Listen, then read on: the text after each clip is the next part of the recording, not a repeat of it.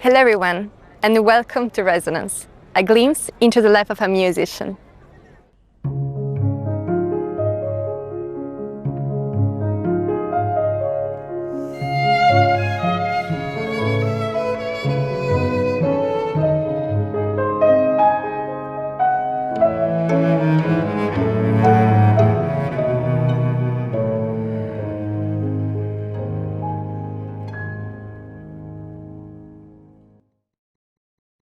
Wake up. It's 5:30 a.m. Get up, get dressed, close your suitcase, buy a ticket, and hop on a train. A routine, a very intense one, sometimes overwhelming, sometimes exhausting, but never the same. There are so many variables in every journey, but especially in a journey of an artist. Whether you're taking a train in a way to have a lesson, in a way to meet a musician, in a way to have a concert, the feelings remain every time the same. It's the adrenaline that we talked so much about in the first episode. It's always there. But the thing that is changing is the perspective of the trip. And so does the seriousness with which each trip is faced. The life of a musician is a journey in every sense. First of all, it's literally our job.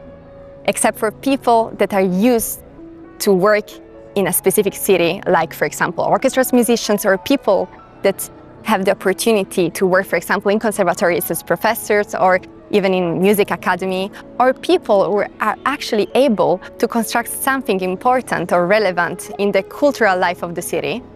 The majority of the other musicians are obliged to travel in a way to work. And I have to be honest, it's not enjoyable every time, especially when every day you have to change hotel, change apartment, change bed, you have to sleep. You don't know where you can eat, you don't know the people. And of course, you live in the anxiety of losing flights, of losing trains, because you don't know exactly what can happen during the day. Another thing that is actually not common to know, but so important for every musician, especially for the young ones, is the matter of the price. Of course, traveling is expensive, it's not easy, because everyone is saying, oh wow, you travel, it's so excited, but actually, when you're young, it's so hard to organize everything.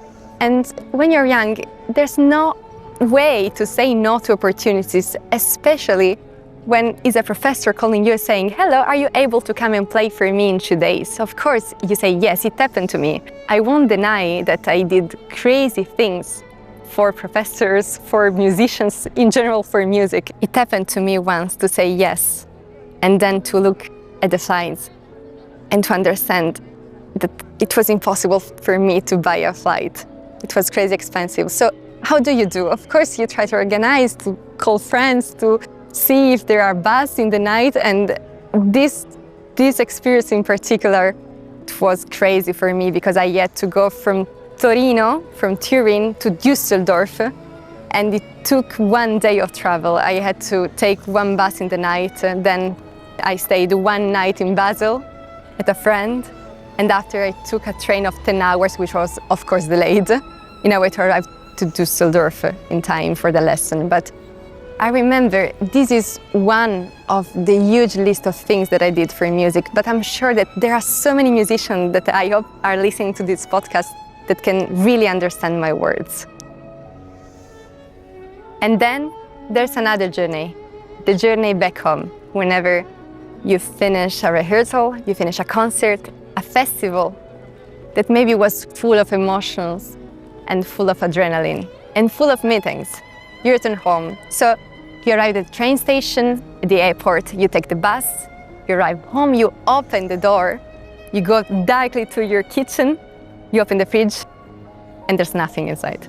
99% of the times, there's literally nothing, of course. And so the only thing that you can do is just to collapse of tiredness on your couch and think again about all the emotions that you felt during that week, during that journey. And it's very, very important to say that every musical experience is going to give you something. Even if you're going to return to that stage, you're going to play again in that festival, the next season, for example, is never going to be the same.